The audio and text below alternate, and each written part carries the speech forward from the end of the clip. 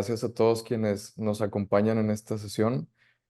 Pues el día de hoy estamos en esta serie pues de diálogos, parte pues de Sociedad Volcánica, que gracias a Estudio David Pompa, distintas disciplinas alrededor o diferentes a la industria del diseño, podamos pues tener como estos momentos de conversación y de encontrar paralelismos y ver si por ahí podemos intersectarnos, que el mundo de la geología con el de una pequeña empresa de chocolate productora de alimentos también.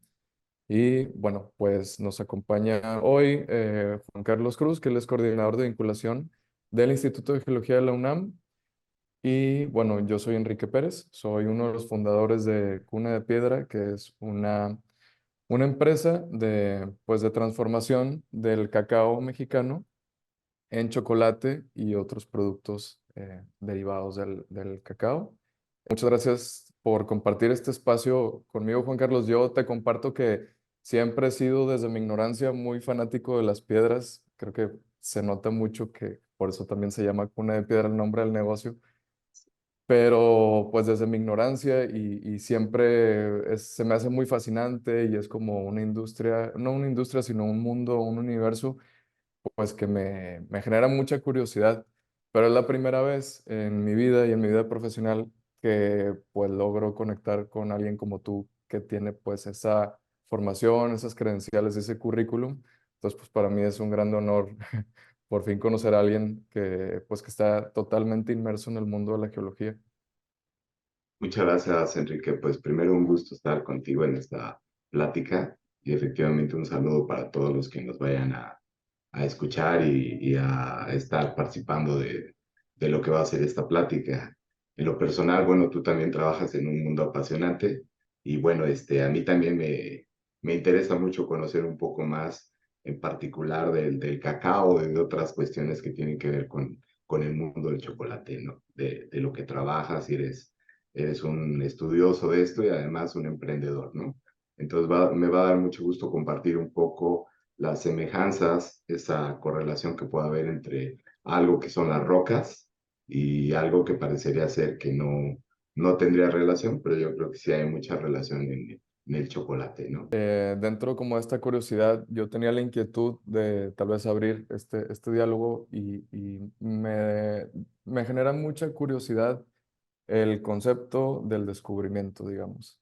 Entonces, al venir yo de un mundo de alimentos y tener más noción, pues a lo mejor no sé, del mundo botánico, de la agricultura, etcétera, yo no sé si, por ejemplo, en el mundo de la geología, específicamente en el territorio mexicano, ¿qué nos queda por descubrir?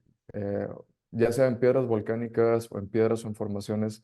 O sea, todavía tenemos, no sé, en el futuro habrá todavía descubrimientos, catalogar nuevas piedras. ¿Existe tal cosa o existe algún procedimiento como de identificación y catalogación pues, de este tipo de materiales? Bueno, es interesante la pregunta. En realidad, el país tiene una diversidad geológica y eso corresponde a diversos tipos de roca, que en realidad una roca es un compuesto que puede tener monominerales o más de dos minerales Ujú. asociados con otras características. Y en realidad, como tú lo comentas, en la formación se enseña y se capacita uno para identificar a esos minerales que constituyen a las rocas, las características esenciales que pueden definir como la textura, la relación textural, tamaño de partícula, y otras condiciones que te llevan a interpretar de una manera indirecta qué condiciones de formación tuvieron. Y no solo es el contexto en ese momento de formación, sino condiciones de presión y temperatura, componente química, condiciones geoquímicas o termodinámicas, ¿no? Y bueno, Ujú. así vas jugando con otros parámetros, pero esa es la idea. Y en general, digamos que tenemos una descripción de las rocas en la superficie de lo que es la República Mexicana. Y la idea es que cada país genera su exploración y la caracterización o identificación de estas rocas, que al final se traducen en recursos, recursos que pueden ser aplicados como recursos minerales, ¿no? Pero Ok. bueno, recordar que también en las rocas se encuentra agua o se encuentran hidrocarburos, en fin. Entonces hay otros elementos que también son esenciales para el desarrollo de la humanidad. Entonces, bueno, esas características serían en sí.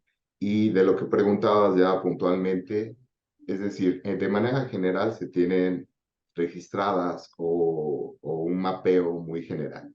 Sin embargo, en muchas zonas del país, por la accesibilidad y las condiciones de riesgo actualmente, se genera una necesidad de hacer un mapeo, una cartografía a detalle.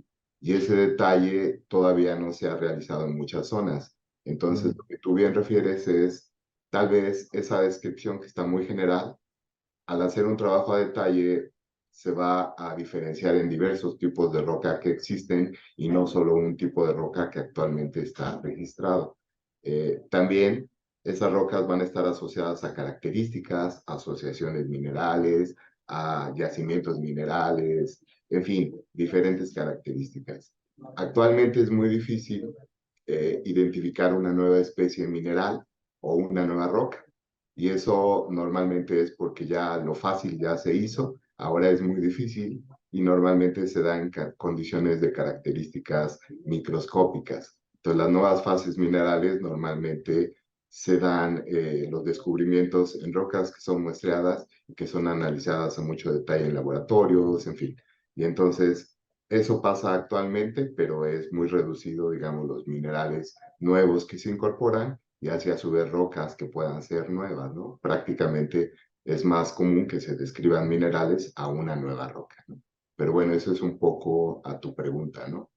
ok, entonces, digamos que para alguien que quiere incursionar profesionalmente en el área de investigación de geología, no, entonces no es necesariamente que existe por descubrir, sino más bien existe mucho por profundizar de lo que ya existe, pero ya algo más inmersivo, entonces.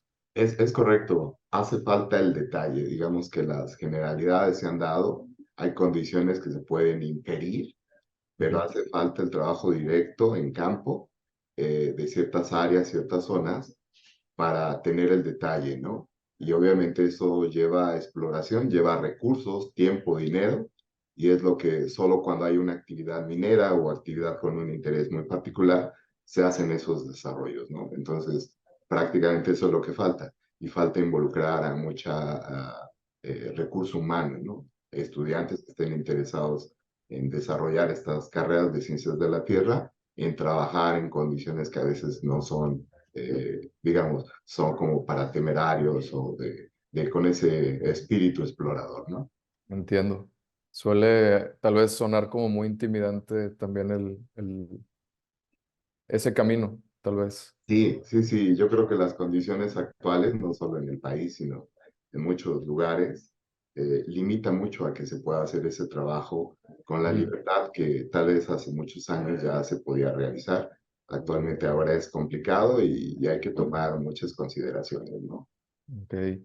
Pues justo hablando, bueno, yendo sobre esta línea de la diversidad, a nosotros nos tocó el año pasado, también con David Pompa, hacer pues una colaboración con el Ambra, inspirada en el Ambra Toba. Ujú. Entonces, para mí también fue como algo nuevo para poder entender también todo este mundo de lo que coloquialmente yo conocía como canteras y ver todo este tema, pues que inclusive uno va a Oaxaca y ve la cantera verde, está ahora la cantera blanca. ¿Qué pasa qué hay detrás como de toda esta diversidad de colores, específicamente de esta piedra a la que yo la conocía de toda la vida como cantera? ¿Qué es lo que sucede o qué hay detrás para tener esas tonalidades? Ujú. Y también me gustaría saber si el color es un indicativo o hay una correlación de la resistencia del material. Es decir, tal vez algún tipo de color no puede servir para estructura, pero tal vez para una fachada así, o tal vez, no sé, pensando también en tema de resistencia de materiales. Ya, bueno, interesante, ¿no? En realidad, esta diversidad de rocas y la coloración no tienen una relación directa con la resistencia del material. Ujú. Pero bueno, el término de cantera normalmente lo utilizamos para referirnos a cuando hay un desarrollo normalmente a cielo abierto, es decir, una mina, una actividad minera a cielo abierto. Y cantera va muy restringido a la roca que se extrae y tiene una aplicación directa como uso en la construcción, ya Mm, sea como grava, arena o como roca dimensionable, es decir, como rocas que al final se van a usar también, pero para pisos, para balaustrados, losetas, en fin. Entiendo sería ahí un poco tu interés. Por ejemplo, el color puede variar y va a depender de la composición química de los minerales que constituyen a la roca, ¿no? mm, La textura, que es otro parámetro que a veces influencia mucho, va a depender, digamos, del tamaño de partícula o de la porosidad que pueda tener la roca, si se formaron cristales, o sea, tuvo el tiempo suficiente para solidificar y formar cristales, o son materiales amorfos como vidrio, ¿no? Entonces, ya, de eso va a depender muchas de las características texturales que a veces también se asocian a color. Pero bueno, el color está más asociado como a la componente química. Y en las rocas ígneas, que diferenciamos las intrusivas o extrusivas, una gran diferencia es el tamaño de partícula. Todas las extrusivas, que son todas aquellas de origen volcánico o que las asociamos a este origen, son aquellas que son de tamaño de partícula fino o prácticamente a veces microscópico, es decir, no es visible a simple vista. Y las rocas ok, ígneas intrusivas son las que tienen un tamaño de partícula de milímetros o centímetros, entonces contrastan. Normalmente estas rocas volcánicas tienen gran cantidad de vidrio como parte de su matriz, ¿sí? Y ok, algunos microcristales están diseminados. Y lo que puede tener son fragmentos, y estos fragmentos son de otras rocas y normalmente incorporan en el ascenso, como es algo súbito, algo explosivo, incorporan materiales preexistentes que pueden ser rocas muy parecidas o que contrastan y a veces contrastan en color y esa es la textura, la coloración que pueden tener. Y en otras ocasiones también puede ser el tipo de pH o alcalinidad o acidez del material. Es mm, decir, algo que consideramos ácido normalmente tiende a ser claro y algo intermedio puede tener una componente de algo básico o ultrabásico o alcalino y algo ácido. Y normalmente lo alcalino, lo básico, es algo con tendencia oscura, ¿no? Y oscura puede ser desde un gris, un negro, hasta con gran cantidad de óxidos y hidróxidos de hierro. Entonces, esa mezcla entre rocas intermedias o rocas ácidas o básicas da esa componente a veces en coloración, ¿no? Que es muy visible o muy atractivo o texturalmente también, ¿no? En las rocas. ya, pues justo aquí acaba de salir un punto de encuentro con el cacao. Eh, pero antes de que se me vaya la idea, antes hablamos sobre el tema de los minerales. Ajá. Y bueno, a mí me surge también la duda, en el mundo del chocolate nosotros tenemos como muy satanizadas las zonas donde hay actividad volcánica y que coincide con que está dentro de este cinturón alrededor del mundo, que son 20 grados al norte y al sur del Ecuador, que es donde crece el cacao. Si dentro de este cinturón hay zonas donde hay actividad volcánica, la recomendación pues de los expertos en la industria es que nos mantengamos lo más alejados posible, perdón, Ujú, por el tema de pues que, no sé, de los metales pesados en el producto final, en el chocolate específicamente, plomo, arsénico, cadmio. Y a mí me llama mucho la atención, ahora que estamos hablando pues de minerales y ahora yo pensando en metales pesados también como parte ujú. de estos elementos, por qué le tememos? Digo, entiendo la parte de la toxicidad, pero esto no, si lo pensamos bien, no sucedería también para cualquier otro cultivo agroecológico o qué pasa con la historia, digamos que el desarrollo de, pues, de las poblaciones que de todos modos pues tienen que obtener agua del subsuelo. eh, no sé cuál es la razón geológica de preocuparnos pues por estos metales pesados. Asociado en las rocas ígneas y en este caso hacia las rocas volcánicas extrusivas, estaríamos pensando que la componente inicial es un magma que se emplaza del manto, que es un material fundido, líquido prácticamente, pero este magma es rico en volátiles, en agua, ¿no? Y en ese material que está fundido, que prácticamente al solidificar va a generar estos minerales a esta roca, ¿no? Y Ujú. dependiendo a la volatilidad, estos gases van a ser envasados y se separan en la superficie o quedan atrapados en la roca y es esa porosidad. Y la otra son líquidos que también pueden tener interacción porque es un reservorio, vienen con cierta temperatura que lo atribuye o está asociado a este cuerpo magmático, se emplazan y dependiendo de ese emplazamiento, cuando llegan a la superficie y si la gran cantidad de volátiles se acumula, puede ser algo explosivo y esto genera la erupción volcánica, fumarolas, tal. Dependiendo de esa energía, qué tan fácil la libera o si la va guardando y al final es algo súbito. Pero también hay agua y eso interacciona con las rocas en donde va pasando el mismo magma, en fin. Entonces son diferentes procesos. Y Sí, efectivamente se enriquecen de acuerdo a la tabla periódica. Estos magmas tienen una componente y a su vez de ir ascendiendo dependiendo de qué profundidad, pero estamos hablando profundidades más cortas de alrededor de 30 kilómetros en el subsuelo o ujú, profundidades mucho más grandes, el emplazamiento empieza a los 120, 100 kilómetros de profundidad. Pueden llegar hasta la superficie o se van emplazando y se van quedando en cierto sector de la profundidad. Y de ahí se derivan otras cámaras magmáticas que vuelven a separarse, se segregan y vuelven a ascender. Entonces, el material de origen se va diferenciando. Y en esta diferenciación juegan un rol muy importante los elementos químicos. Y estos elementos químicos que tú mencionas, que son los elementos potencialmente tóxicos, no todos son metales pesados, pero algunos, la mayoría sí, como lo has mencionado, pero la movilidad de cada elemento geoquímicamente tiene diferentes características y entonces muchos de ellos pueden ser muy movibles, como el arsénico, ¿no?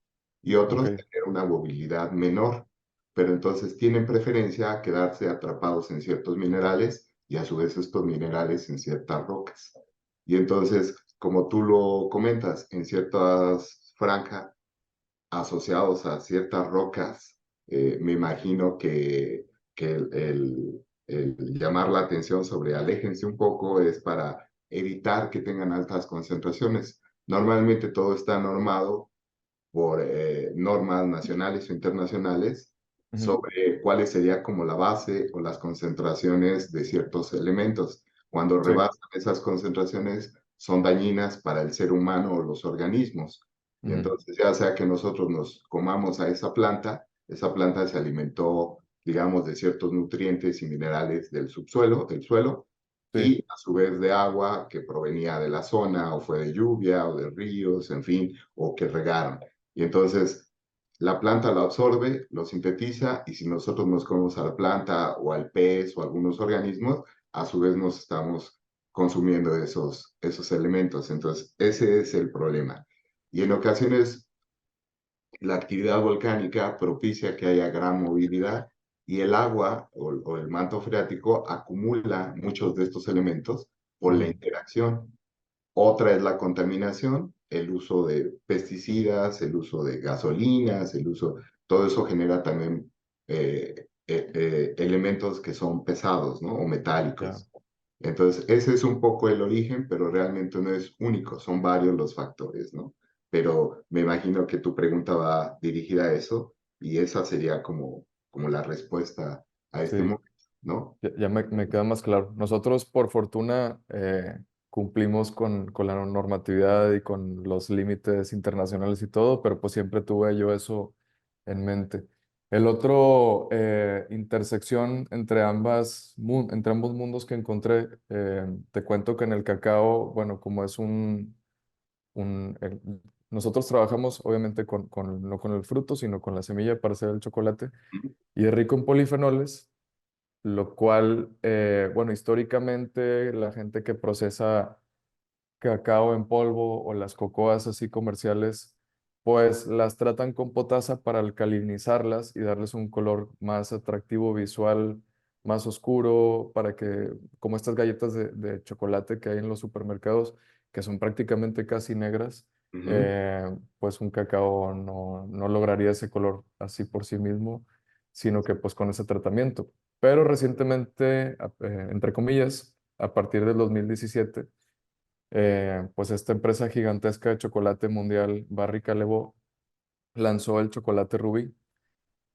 que ellos lo que hacían es que para lograr este color rojizo, en la fermentación del cacao, que esto se hace en origen, em, pues propiciaban ciertas condiciones para que el contenido de ácidos producto de la fermentación trabajara, digamos que los polifenoles, al estar sometidos bajo un pH bajo, pues van migrando de color hacia lo rojizo.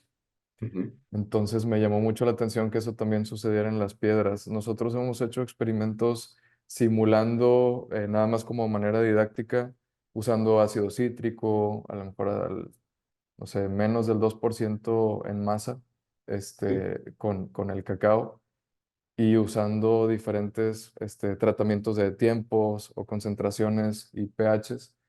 Y es bien interesante ver cómo podemos obtener como este espectro de colores donde nos podemos ir y cómo jugar con eso. Y me llama mucho la atención que haya sucedido, digo, que sea algo que también suceda en la naturaleza, en las piedras. ujú, Me es ahora muy natural pensarlo en el cacao, pero pues sí, entonces es algo que así está presente en la naturaleza también. sí, sí, sí, es correcto. Y ahí me lleva ahora a tener algunas preguntas hacia ti, Enrique. Un Claro. poco en reciprocidad a lo que ha sido tus dudas. Y un poco lo has platicado, pero tal vez sería interesante que pudieras ampliarnos. Y por ejemplo, ya comentaste algo de esta franja de localidades donde esencialmente el cacao es importante, tiene una producción importante, ¿no?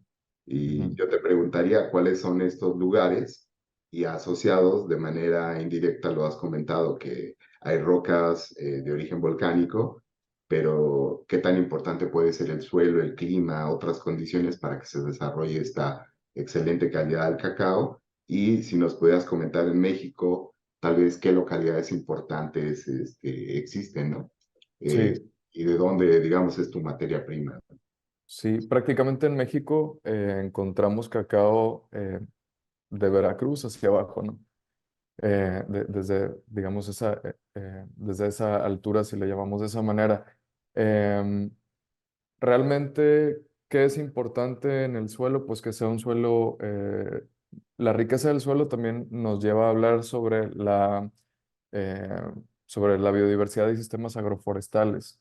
Entonces, nosotros, donde compramos nosotros el cacao a comunidades productoras, ya sea cooperativas o productoras y productores independientes, pues no es producción en serie, son sistemas agroforestales. Al ver toda esta diversidad de ver ceibas, ver árboles frutales, pues creo que nos habla de un suelo rico en minerales. Nosotros a ciencia cierta no nos hemos metido al nivel de ver el tema de la salud del suelo, porque asumimos que al ver pues toda esta armonía entre flora y fauna, vemos que es un suelo saludable, y que no hay intervención usando pues agroquímicos y pues ningún tipo de, prácticamente ningún producto que venga de la industria agroquímica. Ujú, Entonces, un buen cacao para mí, desde la perspectiva o la escuela o la industria a la que nosotros pertenecemos, que no es masificadora, sino es una industria más semi-industrial o artesanal, pues es un suelo sano, un sistema agroforestal, em, donde no tenemos producción en serie. Y un buen cacao también para mí es, organolépticamente hacemos pruebas. Es decir, nosotros recibimos una muestra de la cosecha y pues si hay algún cacao que ya no por temas de suelo, sino de fermentación, hubo alguna desviación en la fermentación, que tal vez ese día se nubló, llovió, lo que sea, podemos tener sabores que no son deseables en nuestro chocolate, que a lo mejor pueden servir para otros fines, sabores medicinales o sabores demasiado astringentes. Eh, Yo soy de la idea personalmente que un buen cacao existe en todos lados, solamente es de saber tratar a la plantación. Y pues bueno, en la medida en que podamos también respetar este ecosistema que ya existe, eh, hemos visto nosotros que las cosechas que nos dan cada vez son mejor y mejor. Es decir, también la actividad microbiana que existe en las vascas de fermentación siempre se enriquece más, hay como más biodiversidad de colonias y pues esto cada vez nos dan como productos pues bastante complejos, aromáticos, con muchos sabores agradables. Y si nosotros tuviéramos un indicador de que a lo mejor tenemos un sabor que se sale totalmente de especificación, pues nos puede hablar de una fermentación deficiente o tal vez si nos vamos más a la raíz, pues tal vez hasta ya con conocimientos que no tenemos en este momento, podemos encontrar tal vez alguna deficiencia en minerales del suelo. Ok, Enrique, yo tengo otra pregunta y tiene que ver con algo que hemos comentado de manera general, que de cierto Ujú, has platicado, pero me es de gran interés en el proceso de transformación del cacao y creación del chocolate, que sé que es un proceso no sencillo. ¿Cómo pueden adicionarle o proporcionar características como el color, la textura? Cuando lo degustas, lo puedes morder o lo puedes deshacer en la boca, el sabor y cómo varían esas características de que el chocolate puede deshacerse ya a cierta temperatura cuando lo tienes en la boca, en fin. No sé si nos puedas comentar al respecto, por favor. sí, claro. Pues bueno, nosotros como vamos sobre la línea artesanal o semi-industrial, una corriente prácticamente pues emergente, si le podemos llamar así, que ha agarrado mucho auge alrededor del mundo desde hace como unos 12, 13 años. Internacionalmente se le conoce como bean to bar. Nosotros en México adoptamos el hacer el chocolate desde el grano hasta la barra. Entonces, la filosofía o la línea que nosotros seguimos es que justo tratando de pues sacar lo mejor de cada cosecha y poder como em, mostrando a través del chocolate cómo se expresa el territorio. Territorio me refiero a lo que tenga que ver con altura, con la genética del árbol, genética, con la variedad botánica me refiero al tipo de cacao, eh, qué tipo de ecosistema estamos hablando, qué hay sembrado alrededor. em, Nosotros lo que hacemos es, en lugar de acopiar de todos esos lugares y a lo mejor toda esa posible diversidad que existe, la anulamos haciendo un común, digamos. Eh, Respetamos en realidad nosotros el territorio. Entonces, si nosotros tenemos, por ejemplo, un cacao que viene como al Calco Tabasco de Don Malaquías, que es a quien le compramos allá el cacao de su parcela, nosotros sabemos que por las características que tiene ese territorio en específico y nosotros al respetar ese tostado, es decir, cuando lo tostamos, que usamos un tostador pues de estos que giran como de tostador de café, somos más nobles con ese cacao, a diferencia de la industria comercial que lo tuestan a temperaturas bien elevadas para luego adicionar pues, más azúcar y mantecas y saborizantes no sé, a vainilla, por ejemplo, o hacerlos hasta golosinas. Nosotros queremos expresar cuál es el sabor del territorio, entonces, junto con eso y todo el proceso de refinado de ese cacao que hay posterior al tostado, es decir, nosotros hacemos una molienda después del tostado y hay 5 o 6, depende del caso, etapas de refinados posteriores que lo que queremos hacer es que cada vez más tener un tamaño de partícula mucho más fino. Es decir, comenzamos con un grano de cacao, luego sigue, se quiebra por acción de descascarillado y queda pues, en trocitos a lo que comúnmente se le llama nibs de cacao.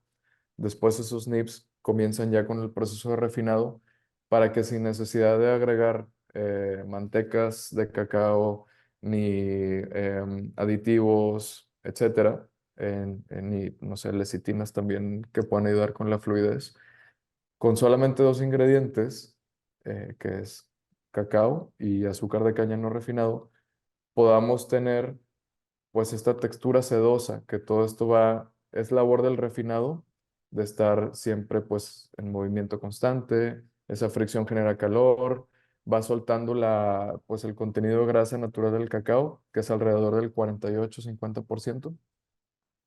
Entonces, una vez que se está haciendo toda esa emulsión por acción del refinado, es por eso que el resultado final, pues al temperarlo y moldearlo en una barra, o pues en una pastilla para hacer chocolate para beber, pues podemos notar que es un producto pues homogéneo, valga la redundancia. Y, y pues nosotros por nuestra parte, pues es justo respetar el territorio. Entonces tenemos lo cacao del Soconusco, allá en Chiapas, que va a tener notas de sabor más a nuez, a cáscara de naranja, que si nosotros, por ejemplo, en nuestra espacio o laboratorio donde tenemos el tostador, lo tostamos bien alto o lo extra refinamos, vamos a perder todos esos compuestos volátiles que, que a lo mejor si quisiéramos hacer una golosina da un poco igual, pero al hacer nosotros una barra de chocolate por una línea más purista, para gente que le gusta experimentar realmente pues, los sabores de la tierra, si así le llamamos, pues es algo que se agradece bastante y que el consumidor al que vamos dirigido lo busca mucho y lo aprecia bastante. Entonces, desde nuestra perspectiva va por ahí. Es una combinación entre el contenido de grasa o de manteca natural del cacao propio del grano, la forma en la que nosotros lo tratamos en origen, cómo lo tostamos y pues el proceso que hay detrás de una barra, ¿no? O sea, que involucra mucha ciencia, tecnología, arte. Metemos un poquito de todo pues para crear un producto del que nos sentimos pues bastante orgullosos. Muy bien, Enrique. Pero entonces se preserva el sabor natural de la misma zona, que Es es, correcto, ok. sí. Bueno, tengo muchas dudas, pero otra más, en cuanto a las características de pH, de ácido alcalino, naturalmente ya el chocolate debe tener, o el cacao debe tener un pH específico. Ujú. Esto me imagino que varía conforme a este proceso. Y la pregunta sería, ¿cuál es el grado de acidez o pH que normalmente se tiene como producto final o que agrada más al paladar de los comensales o los consumidores? Sí, por lo general es entre 5.3 y 5.5. También todo depende mucho si el cacao en origen es un cacao fermentado o lavado. Eh, Luego depende mucho del porcentaje de azúcar que nosotros usamos. Por ejemplo, si es no sé, un 85% cacao o un 73%.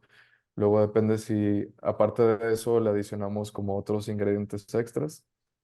Pero por lo general, pues un consumidor, mi forma de verlo es que un consumidor más experimental y que le gusta, no sé, experimentar sabores un poquito más arriesgados, está dispuesto a probar chocolates con un pH menor, y un consumidor más tradicional creo que le puede resultar un poquito, pues, no sé, astringente o como le puede molestar o no está acostumbrado a ese tipo de sabores y se van más buscan sabores como más tradicionales, más, pues sí, tostados un poquito más altos, diría yo. Entonces, o chocolates como más comerciales. Entonces, sí creo que tiene mucho que ver, pues el pH con la percepción del paladar, con el tipo de consumidor. Pero, pues sí, tenemos como muchas variables por ahí que comienzan pues desde la fermentación allá en origen. Muy bien. Pues muchas gracias, Enrique. Ha sido muy interesante el poder tener esta plática contigo y compartir diferentes aspectos de la parte laboral que llevamos, ¿no? En tu formación profesional y en la mía en los campos. Te Muchas agradezco. gracias. Gracias a ti. Igualmente, pues para mí fue muy enriquecedor poder haber tenido pues este intercambio. en una industria, no en una industria, en un mundo muy desconocido para mí, pero que pues una vez que ya pones un pie ahí, creo que me voy a meter un poco más de curioso que soy. Y Claro. pues bueno, también agradecerle al equipo de estudio de David Pompa y pues a la gente que nos acompañó viendo esta sesión y pues que disfruten el resto de la serie de todas estas charlas, que pues realmente son muy interesantes y que nos llenan de mucho valor a todos. Muchas gracias. Gracias. Hasta luego.